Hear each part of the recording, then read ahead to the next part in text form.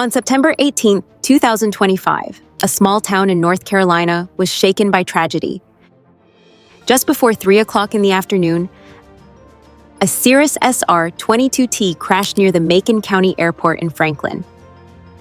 The wreck claimed 3 lives, and among them was Brett James, the country music songwriter whose pen gave voice to Carrie Underwood, Kenny Chesney, and so many more.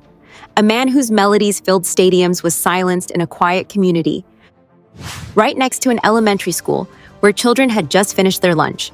Miraculously, no students or staff were harmed. But the impact of the crash rippled far beyond the runway. The details are chilling in their precision. The aircraft, tail number N218VB, was a 2016 Cirrus SR-22TG5. Registered to Brett James himself. It had departed from John C. Toon Airport in Nashville, Tennessee earlier that day, heading southeast toward Franklin. The flight was uneventful for more than an hour, cruising at 11,000 feet on an instrument flight plan. Then, as the plane neared its destination, the trouble began. ADS-B data shows the Cirrus circled near the airport once, descended toward runway 7, and appeared to attempt a landing. But instead of touching down, it performed what looked like a go-around, climbing back into the air for another approach. Moments later, it turned back, lined up again, and this time, it never made it. Just north of the runway, within sight of the school, the aircraft slammed into the ground. Investigators are still piecing together what happened in those final moments, but the data offers haunting clues. On the first pass, the plane never descended below traffic pattern altitude. Brett's approach profile looked high and unstable, with a descent that didn't quite line up. He came down to about 800 feet above the runway, still too high for a proper landing, before pulling up, banking west, and circling for another attempt. On the second try, the numbers became alarming.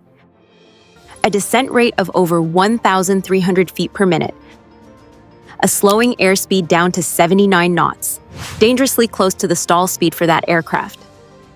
One data point suggests the plane dipped to just 40 feet above the ground, almost skimming the runway environment before it lost control entirely. Seconds later, it was over. The Cirrus SR-22 is one of the most popular general aviation aircraft in the world. Sleek, fast, and packed with advanced avionics, it has become the flagship for private pilots looking for performance with a touch of luxury. The SR-22T, turbocharged and composite, carries 5 seats, a powerful TSIO 550 engine, and one feature designed to save lives, the Cirrus Airframe Parachute System, known as CAPS. At any moment, in an emergency, a pilot can pull the handle and deploy a massive parachute to float the entire airplane to the ground. But in this crash, CAPS was never used. Whether Brett James had the altitude, the time, or even the presence of mind to activate it remains unknown. What we do know is that Cirrus accidents have been drawing scrutiny. Just weeks before, another SR-22 deployed its parachute over Lake Michigan. Other crashes, some fatal, have put the safety record of Cirrus under the microscope. Critics argue the plane's speed and sophistication demand more skill than many private pilots bring. Defenders counter with statistics. When CAPS is used correctly, survival rates soar. The debate rages on. Brett James wasn't an amateur in the sky. He held a private pilot certificate with an instrument rating, meaning he was trained to fly through clouds and navigate using instruments alone. His medical certificate was a second class, technically required for commercial operations, though it had since lapsed to third class. He was experienced enough to make this flight legally and safely. And for the majority of it, he did. From Nashville to Franklin, the track looked ordinary, but landings, as pilots know, are unforgiving. That's where skill, preparation, and decision-making are tested hardest. Franklin's Macon County Airport, identifier 1A5, is a small, untowered field. No control tower, no cleared landings. Just a common frequency where pilots announce themselves.